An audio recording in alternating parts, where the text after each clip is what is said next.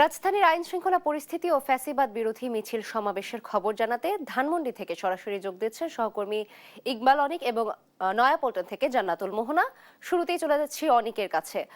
অনিক, ধানমন্ডি ৩২ এলাকায় পরিস্থিতি এখন কেমন দেখছেন? আইন শৃঙ্খলা কতটা জোরদার করা হয়েছে, জানাবেন বিস্তারিত।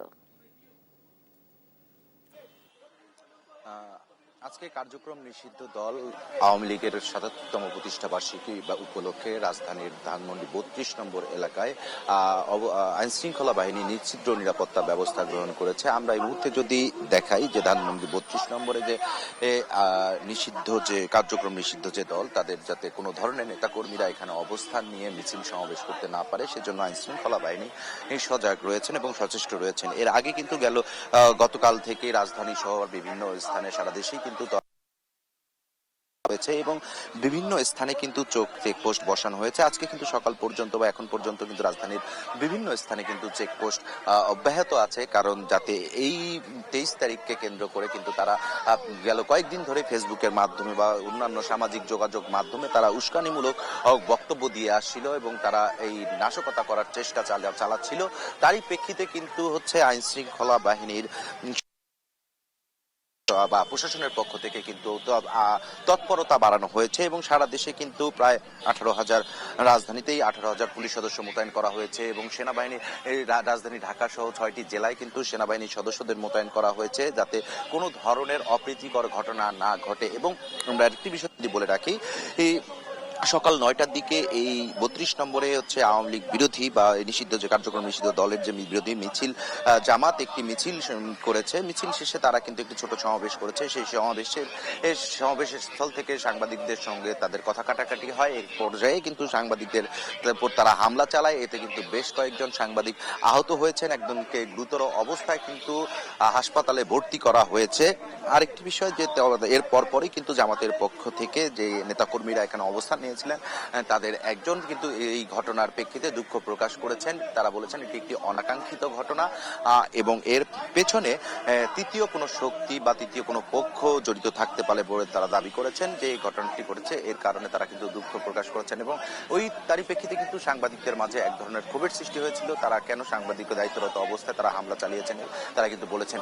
এর আগে কিন্তু আমরা লক্ষ্য করেছি এই 32 নম্বরে পরিদর্শনে আছেন ঢাকা মহানগর পুলিশের অতিরিক্ত কমিশনার নজরুল ইসলাম। তিনি কিন্তু এই পরিদর্শন শেষে গণমাধ্যম কর্মীদের সঙ্গে কথা বলেছেন। তখন তিনি বলেছেন যে রাজধানীর যে জনসাধারণের নিরাপত্তায় কিন্তু সর্বোচ্চ সতর্ক অবস্থায় রয়েছে আইন শৃঙ্খলা বাহিনীর সদস্যরা, যাতে কোনো ধরনের অপ্রীতিকর ঘটনা না ঘটে সেজন্য তারা সচেষ্ট রয়েছে এবং তারা সারা দেশে এর নিরাপত্তা ব্যবস্থা নিয়েও কাজ করছে। এবং তারা বলেছেন যে এখন পর্যন্ত রাজধানী সহ সারা দেশের কোথাও অনাকাঙ্ক্ষিত কোনো ঘটনার তথ্য পাওয়া যায়নি এবং সর্বোচ্চ সতর্ক অবস্থায় রয়েছে এবং জানমালের নিরাপত্তা যাতে নিশ্চিত হয় সে বিষয়ে কিন্তু কাজ করছে পুলিশ। এখন একটু বেলা বাড়ার সাথে সাথে কিন্তু এই 32 নম্বর এলাকায় কিন্তু আইন শৃঙ্খলা বাহিনী, আপনারা দেখতেই পাচ্ছেন যে এখানে যে যারা আওয়ামী লীগের কার্যক্রম নিষিদ্ধের দাবি করছেন তারা কিন্তু অবস্থান নিচ্ছে কয়েকজন, এবং তারা সেই বিষয়গুলো কিন্তু রাজধানী সহ রাজধানীর যে নিরাপত্তা ব্যবস্থা নিশ্চিত করার জন্য আইন শৃঙ্খলা বাহিনী কিন্তু সচেষ্ট রয়েছেন। এই মুহূর্তে আমার সহকর্মী মোহনা তিনি আছেন পল্টনে, তার কাছে আমরা চলে যাব। মোহনা,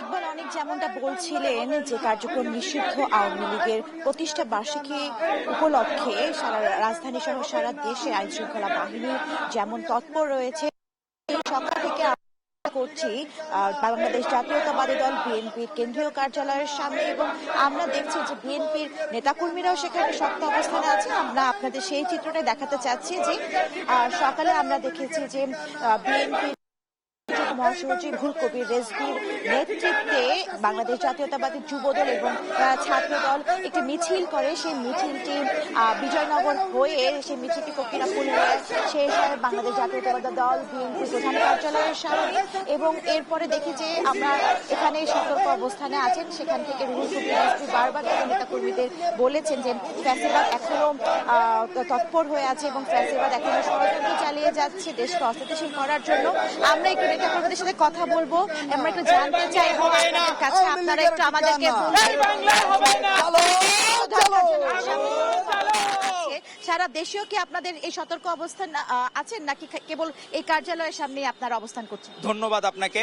আমাদের মুসলমানদের জন্য যেমন শুকরের মাংস খাওয়া হারাম, সেজন্য আওয়ামী লীগ হলো বাংলাদেশের জন্য হারাম। তো এজন্য প্রত্যেকটা সাধারণ নাগরিক আওয়ামী লীগের দ্বারা ভিক্টিমাইজ কম আর বেশি। আপনারা চাকরির ক্ষেত্রে দেখেন সবাই বৈষম্যের শিকার, প্রত্যেকটা এলাকায় যারা মুরব্বীরা আছে প্রত্যেকে কোনো না কোনো ভাবে বৈষম্যের শিকার। এখন সাধারণ জনগণই চায় না আওয়ামী লীগ কোনোভাবে এরকম উন্মুক্ত থাকুক। আওয়ামী লীগ মানে, আর আপনারা বলার আগে আওয়ামী লীগ বলার ক্ষেত্রে আমাদের গতকাল যেমন হোম মিনিস্টার বললেন যে আপনারা বলার আগে নিষিদ্ধ লীগ বলবেন, তাহলে বলার চর্চাটা ভালো হবে। আর যারা এরকম মব করতেছে বিভিন্ন জায়গায়, তাদের আসলে আর কোনো জায়গা নাই দেখে বিভিন্ন জায়গায় ইরিটেট করতেছে। আর আপনারা দেখবেন যে জায়গাগুলায় মিছিলগুলো হচ্ছে সেই সব জায়গার এমপিরা আবার জামাতের, তাদের কোনো মানে এখন আছে না অনেকে নিষিদ্ধ প্রেম থাকে, তো আমার মনে হয় জামায়াত আর আওয়ামী লীগের মধ্যে ঐতিহাসিকভাবে নিষিদ্ধ প্রেম আছে। তো এই কারণেই জামাতরা চাচ্ছে আওয়ামী লীগের পুনর্বাসিত হোক, নিষিদ্ধ লীগ পুনর্বাসিত হোক। কিন্তু আমরা বিভিন্ন সময় বিভিন্ন বারবার বলেন যে আসলে বিএনপি সরকার ফ্যাসিবাদকে আবার পুনরায় ফিরিয়ে আনার প্রচেষ্টায় আছেন, এটা কতটুকু সত্যি? এটা কোনোদিনই সত্য না, কারণ আমরাই সবচেয়ে বেশি সরব। আজকে দেখেন আমরা সাধারণ জনগণকে সাথে নিয়ে, এই যে মানুষজন বলতেছে যে আমরা হইলো কি লীগ কোনোভাবে সহ্য করবো না, এই রিক্সাওয়ালারা অনেকের আছে ভাড়া মেরে খেয়ে দিছে, এরা রিক্সা ভাড়া দিত না, এই যে ফলালা এদের টাকা দিত না, সবাই কোনো না কোনো ভাবে ভিক্টিমাইজ।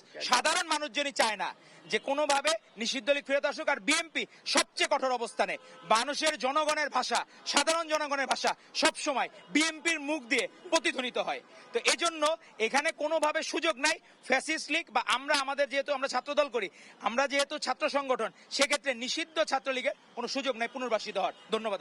দর্শক শুনছিলেন যেমনটা বলছিলেন যে একজন বিএনপি নেতা যারা বলছেন যে ফ্যাসিবাদকে আসলে তারা কখনোই যে প্রশ্রয় দেওয়া সেটার জন্য তারা কখনোই প্রশ্রয় দিবেন না এবং প্রতিহত করার জন্য সময় সর্বোচ্চ সতর্ক থাকে।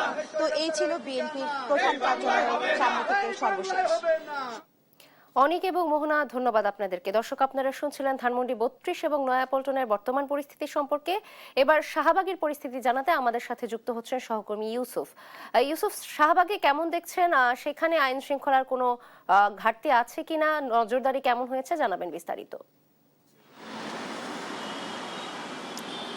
কার্যক্রম নিষিদ্ধ রাজনৈতিক দল বাংলাদেশ আওয়ামী লীগের যে ৭৭তম প্রতিষ্ঠাবার্ষিকী, সেই প্রতিষ্ঠাবার্ষিকীর উপরেও কিন্তু পুরো রাজধানী জুড়ে কিন্তু কঠোর অবস্থানে রয়েছে আইন শৃঙ্খলা বাহিনী। এবং আপনাদেরকে জানিয়ে রাখি, আমি এখন ঠিক রয়েছি রাজধানীর শাহবাগে। এবং শাহবাগে যদি চিত্রটা একটু দেখানোর চেষ্টা করি আপনাদেরকে, অন্যান্য যে সাধারণ দিন রয়েছে সেই সাধারণ দিনের মতোই কিন্তু শাহবাগের সাধারণ মানুষের চলাফেরা রয়েছে। এবং এর বাহিরে যদি জানিয়ে রাখি যে আইন শৃঙ্খলা বাহিনীর যে অবস্থান সেখানে, সেই অবস্থান সম্পর্কে একটু জানাই আপনাদেরকে। সকালের পর থেকে শাহবাগে আসলে আমরা দেখেছি যে পুলিশের অবস্থান দেখেছি, তবে পুলিশ সরাসরি রাস্তার উপর অবস্থান না করলেও আশেপাশে যে দোকানগুলো রয়েছে সেই দোকানগুলোতে তারা অবস্থান করছেন এখানে। এবং এর বাহিরে শাহবাগে সকালের পর থেকে আমরা দেখেছি অন্যান্য যে সাধারণ দিন রয়েছে সেই সাধারণ দিনের তুলনায় আজকে কিছুটা গাড়ির সংখ্যা কিন্তু কম দেখেছি আমরা। এবং শুধুমাত্র শাহবাগই নয়, আমরা রাজধানীর যে অন্যান্য জায়গাগুলো রয়েছে বা পয়েন্টগুলো রয়েছে, যে পুলিশ কিন্তু আগেই জানিয়েছিল যে এই যে কার্যক্রম নিষিদ্ধ আওয়ামী লীগের যে প্রতিষ্ঠাবার্ষিকী, সে উপলক্ষে তারা আগে থেকে পুরো রাজধানী জুড়ে নিশ্চিদ্র এবং কঠোর নিরাপত্তা ব্যবস্থা উদ্যোগ নিয়েছে। এবং সেই উদ্যোগের প্রেক্ষিতে গতকাল থেকে রাজধানীর বিভিন্ন গুরুত্বপূর্ণ পয়েন্টে কিন্তু চেকপোস্ট করা হয়েছিল। এবং এই উপলক্ষে তারা আগে বলেছিল প্রায় 200টির অধিক গুরুত্বপূর্ণ চেকপোস্টে তারা তল্লাশি চালাবেন। এবং সেখানে যেখানে যেখানে তারা মনে করবেন যে যে স্পটটি আসলে আগে থেকে যেহেতু গোয়েন্দা তথ্যের ভিত্তিতে এই ব্যবস্থা নেওয়া হয়েছে। এবং এর বাইরে শুধু চেকপোস্টে সীমাবদ্ধ নয়, পুরো রাজধানী জুড়ে কিন্তু প্রায় 18,000-এর বেশি আইন শৃঙ্খলা বাহিনী পুলিশের যে সদস্য রয়েছে সদস্যরা কিন্তু কাজ করছেন। এবং আমরা সকালের পর এখানে শাহবাগের আশেপাশে যে এলাকাগুলো রয়েছে সেখানেও দেখেছি যে আইন শৃঙ্খলা বাহিনীর যে টহল, সে টহলটি রয়েছে। শুধুমাত্র পুলিশই নয়, পুলিশের সঙ্গে কিন্তু সেনাবাহিনী থেকে শুরু করে অন্যান্য যে গোয়েন্দা সংস্থা, র্যাব সদস্য রয়েছে তারাও কাজ করছেন। এবং আপনাদেরকে জানিয়ে রাখি, গতকালকে আপনারা জানেন যে গতকাল থেকে আগামী 30শে জুন পর্যন্ত যে সেনাবাহিনী 5টি জেলায় কিন্তু ঢাকা সহ 5টি জেলায় সেনাবাহিনী দায়িত্ব দেওয়া হয়েছে আইন শৃঙ্খলা নিয়ন্ত্রণের জন্য। এবং গতকাল রাতে কিন্তু জনপ্রশাসন মন্ত্রণালয় থেকে যে প্রজ্ঞাপন পরিকল্পনা জারি করা হয়েছে যে স্বরাষ্ট্র যে এক্সিকিউটিভ যে পাওয়ারটা ম্যাজিস্ট্রেসি পাওয়ার, সে ম্যাজিস্ট্রেসি পাওয়ার কিন্তু সেনাবাহিনীকে দেওয়া হয়েছে। এর বাইরে আপনাদেরকে জানিয়ে রাখি যে শুধুমাত্র পুলিশ সেনাবাহিনীতে সীমাবদ্ধ নয়, আরও 5টি জেলাতে কিন্তু বিজিবিও মোতায়েন করা হয়েছে। তার একটি উপলক্ষে আগে থেকে বলা হচ্ছিল যে কোনো ধরনের ঝটিকা মিছিল থেকে শুরু করে কোনো ধরনের নৈরাজ্যকর পরিস্থিতি যেন সৃষ্টি করতে না পারে কার্যক্রম নিষিদ্ধ রাজনৈতিক যে দলটি রয়েছে সে দলটি। এবং এর বাইরে এখন পর্যন্ত আমরা শাহবাগ চত্বরে কোনো ধরনের ঝটিকা মিছিল থেকে শুরু করে কোনো ধরনের আইন শৃঙ্খলা অবনতি হবে এমন কোনো কার্যক্রম দেখতে পাইনি। তবে পুলিশ আশেপাশে কঠোর অবস্থানে রয়েছে। এখন পর্যন্ত তারা বলছিলেন যে আমরা কয়েকজন পুলিশ সদস্যের সঙ্গে কথা বলছিলেন, তারা বলছিলেন যে কোনো ধরনের অপ্রীতিকর পরিস্থিতি সৃষ্টি হয় এমন কিছু কিন্তু বরদাস্ত করা হবে না। তো বলা চলে যে পুরো রাজধানী জুড়েই কঠোর নিরাপত্তার চাদরে ঢেকে রাখা হয়েছে। এখন পর্যন্ত আমরা রাজধানী ঘুরে কোনো ধরনের অপ্রীতিকর পরিস্থিতি সৃষ্টি হতে দেখিনি। তবে আমরা সময় সময় বিভিন্ন স্থানে যাচ্ছি এবং সেখানের পরিস্থিতি আপনাদেরকে জানানোর চেষ্টা করছি। তো এই ছিল রাজধানী শাহবাগ থেকে সবশেষ পরিস্থিতি।